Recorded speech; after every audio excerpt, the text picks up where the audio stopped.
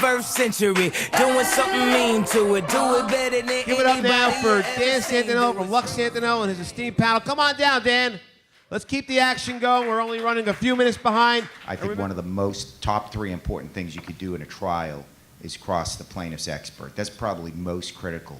Jury selection's big, plaintiff cross is big, but taking down the plaintiff's expert is a must. And the question we're getting down to today is whether the other side has bought an opinion that is made up, right? Yeah, that's what we're trying to get at, and that's what all this data mining and getting at the questions of cross-examination. You want to pay for an opinion of somebody that's going to come in and give you a good, solid expert report that gives you the best opportunity to have the best outcome that you can get, but is still going to give you an honest shot at the facts of the case, right? It could also be a good thing if there's that much on the record saying that they've testified, thousands of times.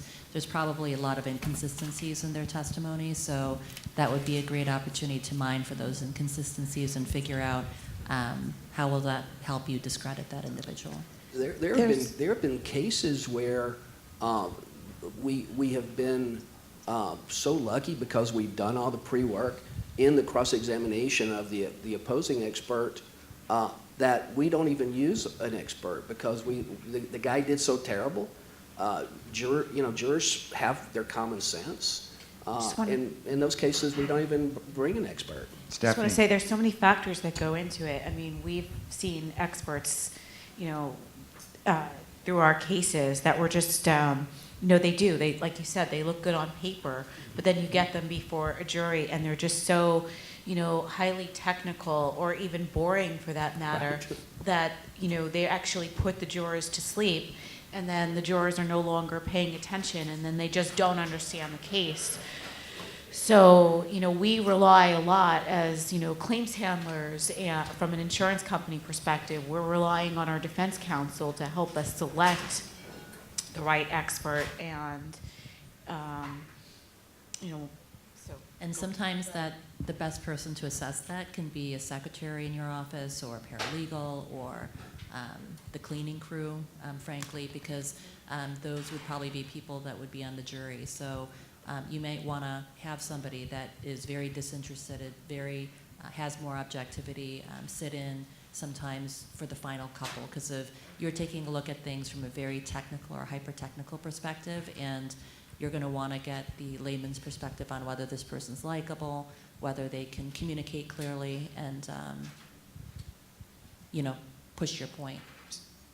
Thoroughly exploring the employment history. Take a step away from the resume for a minute. All too often, I feel like people don't study the CV chronologically. I want to know what my expert has done since he or she got out of high school, okay? They went to college, they graduated in 2003. Now, what I try to do is get them into the expert forensic business as quickly as possible. So if I can get a job on their resume where they started working in forensics 2 years after they graduated college, I will wrap them around into a soundbite once I get them locked in to say, yes, I've been giving expert opinions since I was out of college for 2 years.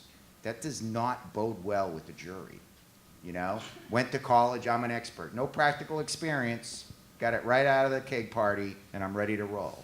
So, to me, I think understanding what that expert did before they did forensics is important. I think also, if you have if you have an expert that has a lot of good credentials, but maybe has a salacious personal life, you might want to consider even getting a private investigator to follow them around to see if there's anything that could discredit who they are as a person and that juries may find relevant.